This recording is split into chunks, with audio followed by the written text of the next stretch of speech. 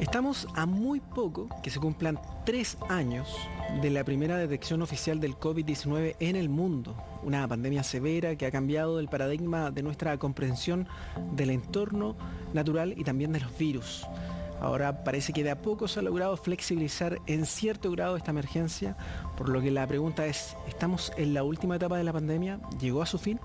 Bueno, para analizar más sobre este tema, estamos junto a la doctora Susan Bueno, académica de la Universidad Católica e investigadora asociada del Instituto Milenio e Inmunología e Inmunoterapia, el IMI, y directora científica de los estudios clínicos de fase 3 de la vacuna del laboratorio Sinovac en Chile. Es una larga introducción, pero corresponde a su cargo. Doctora, muchas gracias por estar junto a nosotros acá en Futuro 360. Muchas gracias por la invitación, encantada de poder hablar de este tema tan importante como es la pandemia y su progreso y evolución.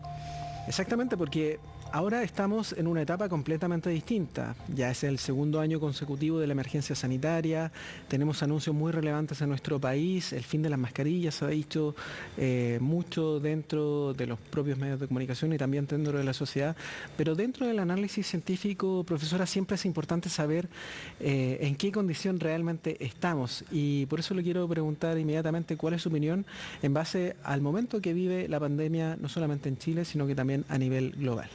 Bueno, primero que todo, si comparamos nuestra situación actual a lo que vivimos a principios del 2020, claramente estamos en una posición bastante diferente, porque a inicios del 2020 estábamos enfrentados a un nuevo virus que la humanidad no se había enfrentado anteriormente.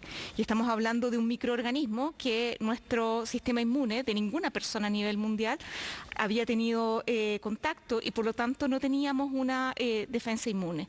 Claramente la aparición de este microorganismo significó un gran problema porque esta ausencia de inmunidad y reconocimiento previo facilitó que este microorganismo, por supuesto, se diseminara al nivel de diseminación que se hizo, y justamente la generación de vacunas en un tiempo récord, en menos de un año ya teníamos varias vacunas disponibles para combatir este microorganismo, facilitó la generación de inmunidad en la población junto con la exposición natural, lo que logró que en un tiempo bastante reducido, si hubiésemos comparado la situación sin vacuna, tener una inmunidad suficiente para que este microorganismo conviva con el ser humano, pero no cause los estragos que causó en el inicio de la pandemia, que fueron todo prácticamente el año 2020, en donde se perdió la mayor cantidad de vidas y una cantidad de personas afectadas muy gravemente por este microorganismo. Por lo tanto, hoy en día estamos en una situación mucho más favorable, pero por supuesto tenemos que ir progresando lentamente hacia ya la convivencia total y que este microorganismo no signifique un problema de salud pública, de salud mundial tan importante como fue hace aproximadamente 2 años que ya estamos en esta situación. Surgen muchas aristas, doctora, en base a esta convivencia que vamos a tener que realizar con el COVID-19. Una de ellas es que este virus podría ser eventualmente como la influenza, por ejemplo, donde tengamos cada cierto tiempo del año tener que recurrir a la vacuna necesariamente. Y también otra duda que me surge en ese sentido es que, ¿qué pasa si tenemos un nuevo brote masivo? ¿Se podría llegar a generar y eso sería a través de las variantes, por ejemplo? Claro, una de las características principales que hemos conocido de este microorganismo es que, muy parecido a lo que es el virus de la influenza, a pesar de que son virus de naturaleza bastante distinta, es que generan variantes y con una velocidad quizás más avanzada o con una velocidad mayor de la que se hubiese anticipado para un virus como el que conocemos de coronavirus. El punto es que justamente el virus, cuando se generan estas variantes, produce elementos que le permiten evadir la respuesta generada por las versiones anteriores del virus, ¿cierto? Y también por la inmunidad inducida por vacuna, pero algunos elementos de la inmunidad. Y algunos elementos del virus se mantienen, se conservan, ¿verdad? Y por lo tanto estamos protegidos por nuestra respuesta inmune celular y nuestra respuesta inmunológica. Sin embargo, es importante tener en cuenta que este virus y sus variantes pueden seguir causando enfermedad en personas que son más susceptibles, es decir, que tienen problemas de inmunidad por alguna inmunodeficiencia, también en personas que están muy expuestas al virus como el personal de salud, y es exactamente lo que pasa con el virus influenza.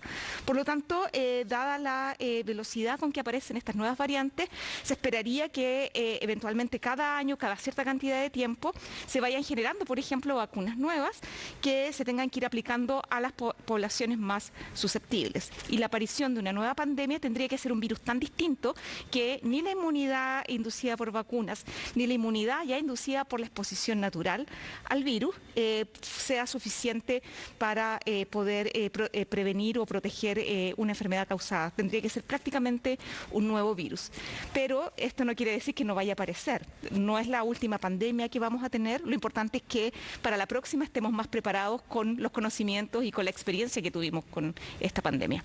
Claro, de hecho hay una noticia que ha sido difundida durante las últimas semanas sobre eventualmente una variante del COVID, al parecer, detectada en Rusia, que tendría también esta capacidad de infectar células humanas. Es decir, el punto es que debemos tener una relación mucho más respetuosa con nuestro entorno como especie, considerando que existen millones de virus allí que aún no hemos sido capaces de detectar. Absolutamente. De hecho, uno de los aspectos importantes es que los virus pandémicos que se han generado son derivados del contacto con animales, lo que se denomina la zoonosis. Y justamente cuando estamos en un contacto cercano con animales salvajes, por ejemplo, en donde existen y conviven, digamos, de alguna manera, con virus que son específicos para este tipo de animales, eventualmente podemos exponernos a estos virus que la mayoría de las veces, digamos, la gran mayoría de las veces no se produce transmisión de estos virus al humano, y si se produce, genera una enfermedad autolimitada o que no se transmite de humano a humano. El gran problema es que justamente los virus evolucionan mucho más rápido de lo que evoluciona el humano o cualquier otro ser vivo, y por lo tanto la posibilidad de que se generen tipos o variantes o cepas de estos virus que ahora tengan la capacidad de transmitirse de humano a humano siempre existe. Y por lo tanto es muy importante tener este cuidado particular, sobre todo de la exposición del ser humano a animales salvajes o de el contacto o la convivencia de alguna manera artificial, como ocurrió en mercado de Wuhan u otro tipo de mercados en donde se comercializan animales salvajes, en que se ponen en contacto y en cercanía animales que en la naturaleza nunca están. Y esto facilita justamente que estos procesos de generación de nuevos tipos de virus ocurra y que eventualmente puedan traspasarse al humano. Son poco frecuentes, por supuesto, pero sí existen, y por lo tanto, como muy bien dice, hay que tener un respeto importante y mucho cuidado y conocer esta posibilidad para tomar todas las medidas posibles y evitar que se generen estos virus pandémicos. Absolutamente, doctora. Ahora la quisiera llevar a lo práctico. En nuestro país, bueno, vamos a tener este fin de restricción de la mascarilla. Usted está con mascarilla, pero también por motivos de que va a tener un viaje, ¿entiendo? Claro, correcto. ¿Cuál es la recomendación? O sea, primero que todo, ¿cuál es el análisis que podríamos hacer de lo que se nos viene? Porque también cambia también nuestra relación con nuestros lugares de trabajo, los colegios, incluso en el transporte público. ¿Cuál es la proyección que debiese registrarse dentro de las próximas semanas? Y también, ¿cuán fundamental va a tener que seguir siendo este elemento que ya es parte de nuestra vida, que son las mascarillas? Correcto. Para partir, yo creo que medidas tan sencillas como el uso de mascarilla, la higiene, el lavado de manos, y conocer cómo este virus se transmite, cuando los virus se transmiten por vía aérea, justamente la cercanía con personas, que el virus se transmite de persona a persona, ¿verdad? En espacios cerrados, poco ventilados, son condiciones que facilitan la transmisión de este virus entre diferentes personas. Y justamente cuando ahora estamos en una situación particular en donde tenemos una reducción de la circulación viral, ha ido decreciendo, sumado a condiciones ambientales actualmente que nos permiten estar más tiempo fuera, ventilar más, entonces facilita la reducción de la transmisión de este virus, y considerando también un aspecto muy importante, que en nuestro país actualmente el 95% de la población población adulta ya se encuentra con su esquema de vacunación, por lo menos al menos con un refuerzo, y eso es algo muy importante porque está indicando que la mayoría de las personas que son más susceptibles a este microorganismo están vacunados y los niños también están recibiendo sus vacunas, y eso facilita también de que el virus que está actualmente circulando pueda generar enfermedades que son leves y que no significan un problema a nivel de salud, de los servicios de salud, de hospitalizaciones, enfermedades graves. Sin embargo, el hecho de bajar algunas restricciones, por supuesto, va a significar que eventualmente se incrementen los números de casos. Y por lo tanto, es muy importante estar haciendo la vigilancia de cómo si van aumentando, se van manteniendo, se van reduciendo idealmente los números de casos graves, los hospitalizados y las muertes, para ir tomando decisiones prácticas. O sea, obviamente estamos en una situación favorable ahora, pero esto tiene que estar en continua evaluación. Y también yo creo que es muy importante transmitir a la población de que hoy en día estamos en condiciones favorables, pero aún tenemos una responsabilidad personal de evitar que retrocedamos.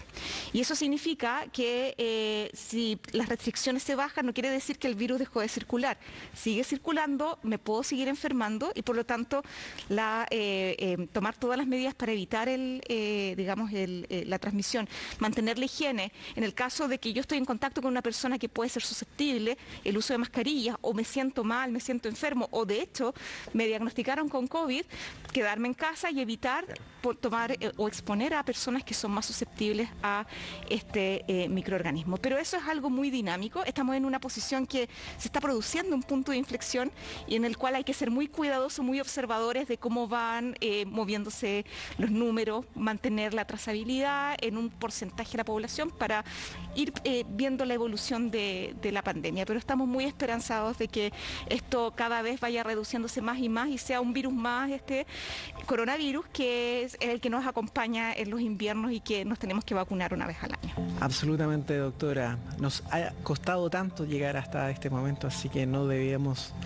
desaprovechar esta oportunidad de poder flexibilizar en cierta medida esta emergencia. Doctora, muchísimas gracias por estar junto a nosotros, se nos acaba el tiempo, pero siempre un gusto conversar con usted. Muchas gracias por la invitación. De esta forma nosotros estamos finalizando nuestra edición de Futuro 360, ahí está nuestro portal para que puedan seguir informándose junto a nosotros y el llamado es a seguir cuidándonos porque esta emergencia sanitaria, la pandemia, no ha terminado. Nos vamos a encontrar en una próxima oportunidad. Que estén muy bien.